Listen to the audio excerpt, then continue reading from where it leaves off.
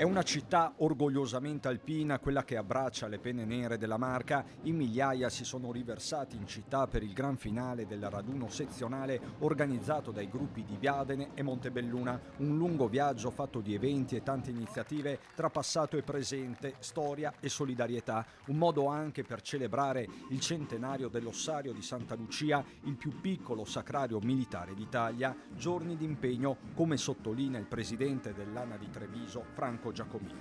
La cosa che voglio fare è soprattutto ringraziare chi ha organizzato, quindi i due gruppi, i capigruppo e i loro collaboratori, perché è stato un esempio di lavoro di squadra e come sempre quando le forze si uniscono i risultati sono sempre ottimali. Voglio esprimere veramente il mio profondo ringraziamento al gruppo Alpini di Biadene, al gruppo Alpini di Montebelluna, a tutti coloro i quali hanno organizzato questa manifestazione, alla sezione di Treviso, non dimenticando anche il lavoro di cesello compiuto dai cerimonieri.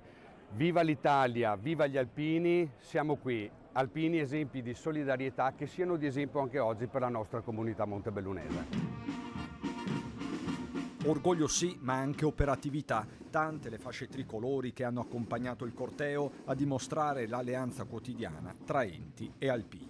Da parte della Regione Veneto un ringraziamento a tutti gli alpini per ciò che rappresentano, ma soprattutto per il grande lavoro che fanno sul territorio, perché ricordiamoci che molta protezione civile è gestita dai nostri alpini. Quando c'è bisogno gli alpini rispondono sempre presenti e in queste occasioni l'invito che faccio è alla cittadinanza di scendere in strada ad applaudire e a ringraziare le penne nere, perché dobbiamo sempre pensare cosa sarebbero le nostre città, le nostre comunità senza alpini, ma per fortuna ce li abbiamo, teniamoceli stretti e ringraziamoli.